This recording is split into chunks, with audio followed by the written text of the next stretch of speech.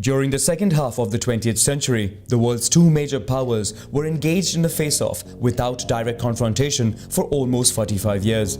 Let's trace on a map the chain of events that shaped the Cold War. At the end of World War II, major European powers are weakened after more than 60 million deaths over 6 years of fighting. Two superpowers remain in the world, the United States of America and the USSR, who fought together as allies to defeat Nazi Germany and the Empire of Japan. The USSR, or the Union of Soviet Socialist Republics, is a vast area covering 1/6 of the land surface of the planet. It is a federal state under a communist regime consisting of 15 republics and headed by a single party. The United States of America is a liberal democracy based on capitalism. It has a military edge, being the only power with nuclear weapons, and also boasts the world's strongest industry and economy. Both powers try to peddle their influence in Europe. The US, under its Marshall Plan, offers substantial loans to European countries to revive the economy and establish trade links. The USSR, for its part, wants to protect its borders and set up pro-Soviet governments in liberated countries. Europe is found divided into two blocks and separated by what is called the Iron Curtain. In Germany, Allies merged territories they control in violation of agreements signed with the Soviets. In response, the Soviet Union imposes a blockade on West Berlin, which is still under Allied control.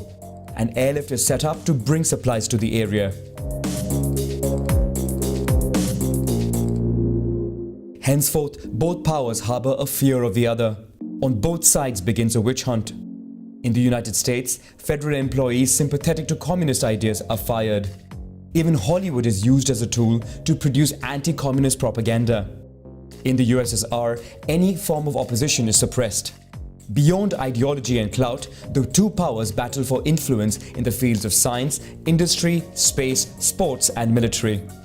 The Soviet Union invests heavily in industry and arms, and in 1949 tests its first atomic bomb. The same year, the United States sets up NATO, a military alliance between countries of the Western Bloc. Throughout the Cold War, there would be many indirect confrontations between the two powers and their allies.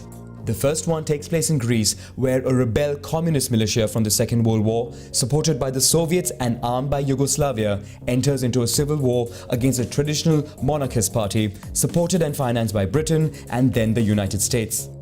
However, following tensions, the USSR breaks its alliance with Yugoslavia. As a result, Greek communists lose vital support and are forced to lay down their arms. Greece then becomes part of the Western Bloc.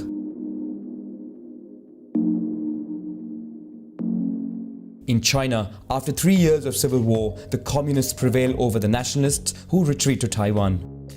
The USSR wins an important ally in the region that would influence two wars in particular. The first was fighting alongside communist North Korea against South Korea, which was supported by a UN-led international force directed by the United States. After 3 years of fighting, a ceasefire leaves the Korean peninsula divided in two.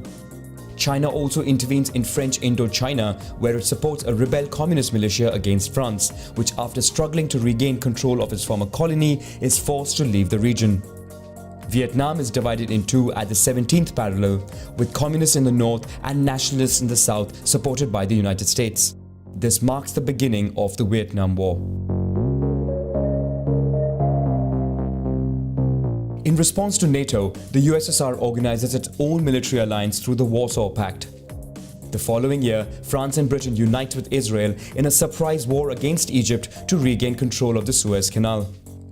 The United States and the USSR oppose this attack and quickly impose a ceasefire, marking the end of European dominance in the region to the benefit of the USSR. The Soviet Union, which has now caught up in military and industrial technology, installs hundreds of long-range missiles pointed at Western Europe. In response, the US points its missiles towards Soviet territories.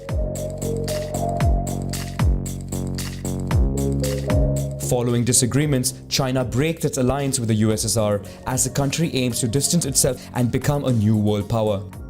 On the other hand, many countries break with the two main camps and choose to remain neutral by creating the non-aligned movement.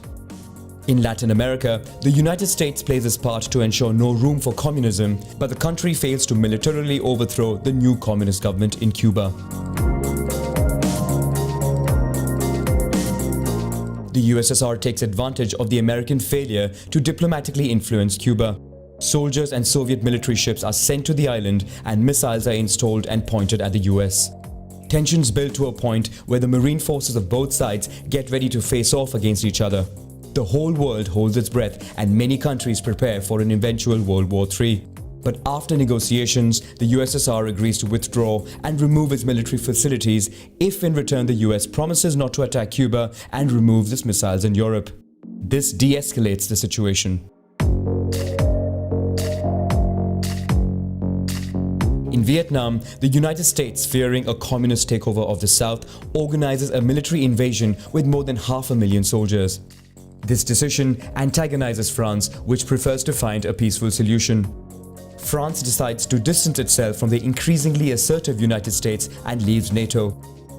In 1975, communists win the war, inflicting a heavy defeat for the United States, whose image is tarnished globally.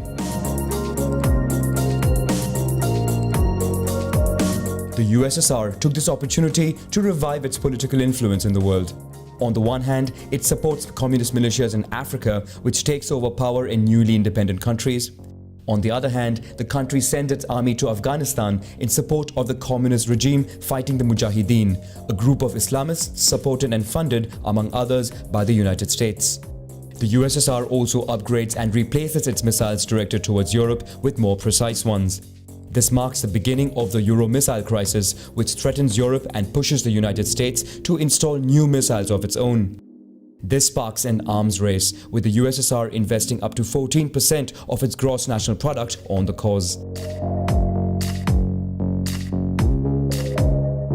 The Soviet Union begins to run out of money. At the height of the crisis, it tries to implement economic reforms, but to no avail.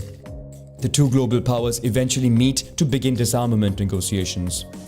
The USSR withdraws from Afghanistan and stops funding communist militias in Africa.